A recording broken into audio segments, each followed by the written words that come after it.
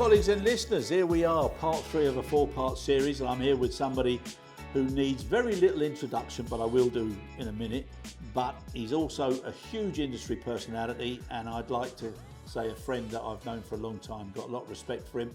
And the person I'm talking about is Olivier Bijaoui, who's the chairman and partner of IAS Handling.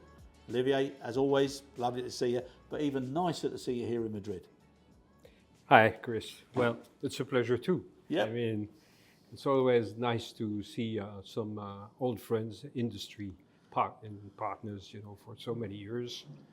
Well, I'm glad to be here. Yeah, for sure. And what I've got to say is I've spoken to Ricardo and Pablo now, and I've nicknamed the three of you the Three Amigos, all right, for obvious reasons. But the genuine sincerity of when the three of you come together and to see people meeting like that after so long is dying out in this business now, and it's a lovely thing to see. And I said it was a bit of a bromance, and it's lovely. But that passion and that understanding has obviously been part and parcel of the success formula that's brought you where you are. Well, the story between Pablo, Ricardo, and I is a great story because we started together 30 years ago, and out of the blue, and these two guys are one of the very two best senior executives I've had with me in my life. They are good, they're hardworking, they are smart, they are fast, they are everything that a company like IAS need to make sure it will be successful. Airline, at the time we were all WFS, we grew up together in a way. I was a little bit like the big brother, but they were quick, they were fast, they were always responding, they were always paying attention, they were always doing all these things that our customers were needed. Yeah. And that's what makes a difference. So it's a love story in its own way between the three of us, because I'm so proud of them. And I'm of course happy to be their partner today, in IAS, which now you can see is a successful company. Yeah. Even though a few people were probably not expecting this, but it's there. This song from the Eagles, right? New Kid in Town. New Kid in Town. Came with the same, at the time of Hotel California. Yeah. So we're not the new kid in town. We're the whole kid in town. Yeah. Right? We're going to stay there. Yeah. And it's going to be a lot of fun. Yeah, for everybody.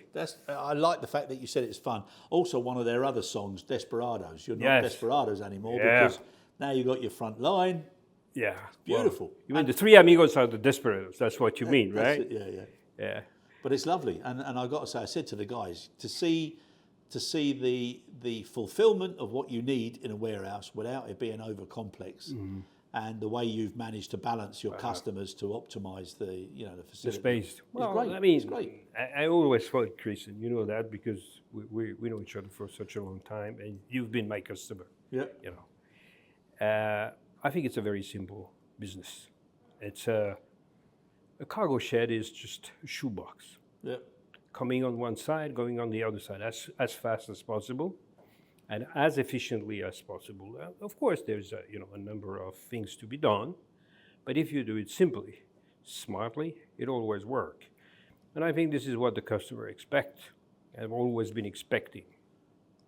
Beside this, very simple process, I feel that the other thing that is also counting a lot, and with these two guys, this is what the customer get: full attention. Yeah. Full attention, responsiveness.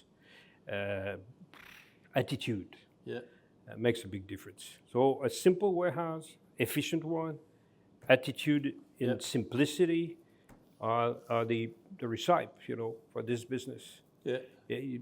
Nothing to be, reinvented. Like no, I agree. No wheels to be kind of reinvented again. It's just, a simple thing with good people and smart people. No, I agree. And one of the things I was talking to the guys about as well, which comes across, I think, really important. And funny enough, I was talking to Parveen about this the other day.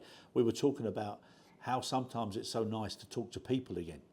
Yeah. Because all this, call centres and on hold and press this button, press that button. And sometimes you just want an answer and you just want somebody that you can believe in will actually do the actions that you require, either to recover, rectify, or to make sure it goes the way it's planned. And, Yeah, and well, I think that focus here as well is it comes across very well within the DNA. yeah, I think it's first of all, it's very human, and I think the customers, the airline, the forwarders, and I know a lot of people in this industry. Yeah. They also want personal attention. Yep. Doesn't take much, but beside the responsiveness is the attention you're going to grant them. Yep. The fact that you're going to pay attention to their needs, the fact that you're going to answer, fast and efficiently.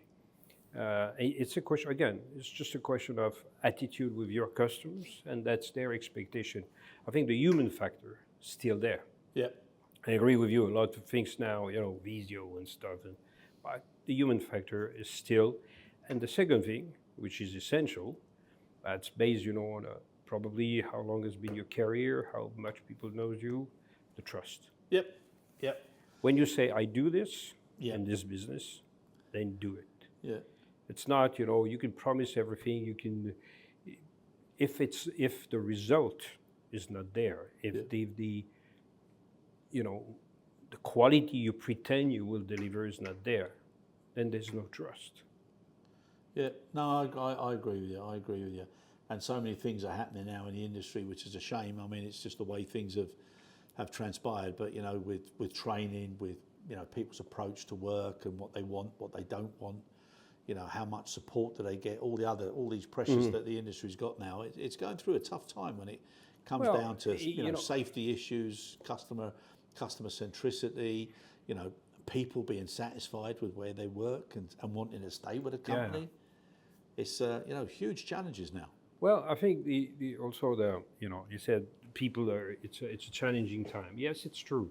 It's challenging for every company right now, especially with the emergence of e-commerce and all of these new things, which are taking a substantial spot now within the cargo industry, which 20 years, 15 years ago, we were not even foreseeing this, and it has changed a lot. It has changed a lot the approach of the business, for many people. But I think also there's one thing you mentioned about training and all of this. I think something has been lost by the big players in a few years. It's all about the fact that you need to do a job which is complete. Yep. In a way, if you want, the main thing in a company like a handling agent is the middle management. It's all about it. Yeah. And you mentioned about training. All the companies that have lost track about how good were their middle management are failing. And whatever they do, they can take all the directors and the big guys they want. It's fine, but it's down there. Yeah, I agree. It's in the shed. Yeah. The things are happening with your supervisor, with the motivation of your staff. Yep. How do you retain them? But you also need to show these guys that they have leadership. Yep. That you are paying attention to what they do, that you're treating them well. It's true, so that it's more difficult today to retain employees, especially in hard business like this, because working in the shed is a tough job. Yeah, I agree. Business, with you. And I think that conditions and stuff. The track has been lost. Now people, some of these the big company, they focus on templates, numbers, volumes. At the end of the day, the templates is something that happened after you've done the job. Byproducts, Yeah. It's just, it's like accounting. It's coming after. Yeah. What's coming before is the service and how you get organized for this and how you do things. Yeah. It's not seeing a picture of how is it after, Yeah. No, I agree, Olivier, and I don't know, maybe people are sick. I use it so often, but care. It's a simple word, and it's easily said, but it's a very difficult one to prove. Sure. And when you see that an organisation cares about each other and cares about their people then start to care, and then it all trickles over onto customers, and it trickles over onto the way they follow regulatory criteria, compliance, all the practices, but they also feel a value. And I think one of the worst things I've heard over the last few years is when you interview people, especially in the warehouse or out in the ramp or in the office or whatever, and then you ask them a question, they say, well, you know, I don't really know, I'm juster. And I think that I'm juster is such a terrible self-reflective phase because they're not. Do you know what I'm saying? They're doing a good job, they're doing part of a whole process. A chain, yeah, sure. And they should feel valued. And if they don't feel valued, then they take that home and then everything starts to fall apart. It's such a shame because everybody has got a part to play. And without everybody in the orchestra, you being a big musician, you're right, and it's you don't again get the right song. Yeah, it's a team story. Yeah. Well, you're right. It's like an orchestra. You know, I'm a music player. So, and I can tell you one of the most difficult thing in life when you're in music or you do music yourself, is to play with others. Yeah. Why? Because if one does, you know, something and the other one is not exactly in the same, you know, beat or whatever, because usually the beat decide of, you know, of almost everything for the group, then it's not good. Yeah. Then it's poor. Then you will never succeed with your new songs or when you play in front of people. It's just a matter of getting, you know, as a team play. Yeah. And when you play music, I guarantee that you better be able to go with the other guys. Otherwise, it doesn't work. I wish I'd have carried on with the triangle. I felt I had a promising Or career. you can there. still do the triangle, you know. I mean, No, mate, if you want to be, you know, with some of my friends, next time you come with the triangle and we'll do a song. I have got zero. It's such a shame. So my family's all Irish and all my cousins, and they're all singers and in bands and everything. I just think it just missed our side of the family. But I wish I could. But You can always do music at any age, Chris. you reckon? For sure. I studied the drums. I was over 55, and Yeah, but you've got rhythm. But the guitar doesn't give you the rhythm of the drums. The drums is very special because everything is different from your feet, your arms, and so forth. And I felt, you know, at my age, I will never be able, you know, to do this, and I did it. That means that, of course, I'm not as fast as a young kid, you know, who, you know, swallow that very quickly and become a great drummer. But you know, so you can always do it, Chris. It's never too late. Well, and you know, it's like the same in handling. You know, it's never too late. No, I agree with you with the dynamics. But a friend of mine who used to work for you, actually, Russell Williams, I've known him for 55, 56 years, and he always used to take the mick at me when we used to play football because, you know, in training you did this thing called a spotty dog. You know, you have to do your legs, then you have to do things. I was absolutely, everybody used to laugh. I got no rhythm at all. Even my missus, God bless her, I'm probably the worst person in the world to dance with. But talking about dancing, partners and rhythm, I got to say, honest to God, Olivier, and I met you during, shall we say, the desert years when you were waiting to do something new. Well, you've done a great. This is a nice project you've managed to deliver. The great part of it, Chris, is two things. First of all, first 2 years I had to stay quiet, you know, and I did, you know, and I relaxed and I did music and bought the music school, bought a bookstore for my wife, and you know all these funny things, and additionally spent more time with my kids and wife, which was absolutely great. After all these years of harassing handling job. But the great thing today is I only do things with people I love. And this is a great gift. And I thank God for this, because this is a super gift. Being able to work only with the people you like, it's a super gift. Lovely. And that you have the distance, you have first of all the quality of the relation, but also today what is great for me, I have the distance, you know, there's no pressure. I only do things I like and I only do it with people I like. This is a great life. I love it. I can imagine, my friend. Now we've got one more podcast in the series with a colleague who I used to work with as well, 20 odd years. So I'm looking forward to that, Jaime. But what I said to the other two lads, and I'm going to ask you as well, what ingredient or what magic formula is there that has kept the three of you so close, so connected, and the way you are still now? Listen, I think that as far as I can go back, I met Pablo in 1994, and the story is that we end up, creating the best cargo handling company in Spain for years. And I remember how small we were, how busy Pablo and I were trying to be to get something to survive and to create this environment where we could have a company and grow the company. And this is what creates, the link, the friendship, the fact that you go through times where you're just a small guys. And I will remember always, these word from Pablo, because I said, well, Pablo, we finally succeed this and this and that, and we see so many people. He said, Olivier, we see so many people that when they go lunch, they think we are in the soup. I said, this is where we should be, Pablo, because they should remember us, and we should convince them to work with us, and that's what happened. And that creates such a friendship, such a deep, the fact that you go through times which are not that easy, right?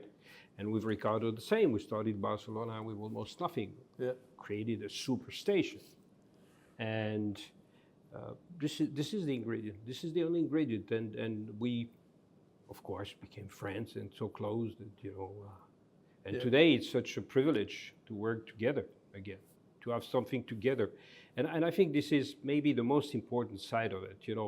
It's a successful company. We're great. We're very happy with IAS. We're obviously on the verge, to secure more and very interesting new business, very large one, and that prove, every day, how successful we are. But the most important thing between the three of us is how close we are. It is. It's great, and something that I think is a bit of a, it's a little bit of a hurdle or a, almost like a ravine now that's crept into the business. I look at some people now and I think they're only focused on their tenure because of private equity and because of lengths of time, and you see what happens. And you mentioned about the middle and the lower levels. They see all this going on, and they see people only focusing on 3 years or 4 years until the next buyout or listing. And it takes away some of the soul and the spirit of the business, because they know that once that happens, then they've got to go through another process again of trying to recover with less assets, less training, less whatever, because of the cost pressures. I think that's, do you know what I mean? Obviously, it's good to get money coming into the business because it shows that the industry is still a value. But I think in some ways that also now needs to maneuver or transcend into something that is longer lasting. There's, in my view, 2 ways, of growing your business and make it successful. The entrepreneurial way. And what you would consider successful because you sell your company higher, the private equity way, which is, reduce the staff, you costs, kill the cost and everything. And the entrepreneurial way, which is grow the company, maybe a little bit overstaffed, maybe a little bit too high pay, but this entrepreneur will create a company value, which is a real one. It's not just something that you go to auction and push up with pro forma business plan. I've seen too many of this. And pro forma business plan is trusted only by the people who want to trust it. A real entrepreneurial attitude is to grow the business and make more money because you have created a strong company and value, because you are creating value every day, and your value, especially in the service side, is your guys. Nothing else. If in the warehouse the guys don't want to work or don't want to do a good job, it's over. No, I agree with that. And I think this has been lost. And too many of these business during all these years has gone into the private equity hands, in my view.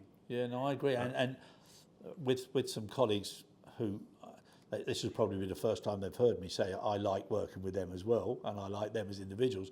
But we've been doing some surveys and some training, and the middle managers and the junior guys, they're actually now saying that they keep seeing these like 3 to 4 year spells as barriers and negative things, which doesn't give them confidence for what they've got ahead of them, unless they can get into one of the positions that would then benefit from the 3 to 4 year cycles.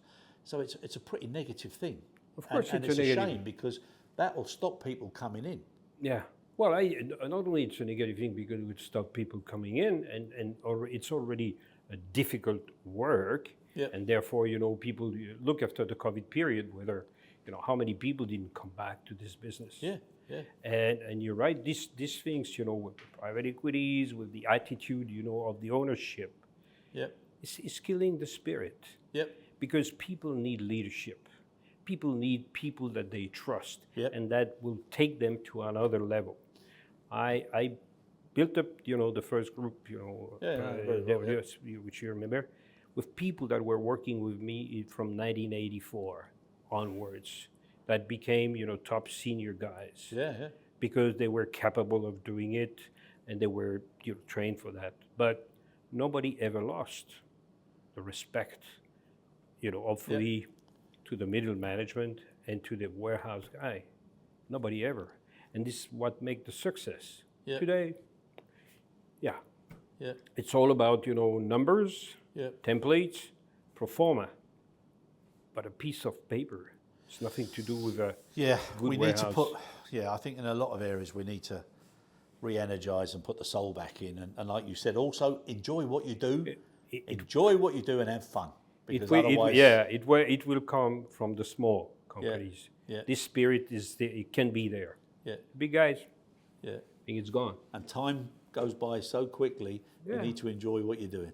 Wow, it's trust me, Chris, it's a lot of fun. Yep. No, I can see it, Olivier. It's lovely to see you back in and having such good times. Thank you. It's always a pleasure. Thanks very much for joining us, and good luck with the business. Merci beaucoup.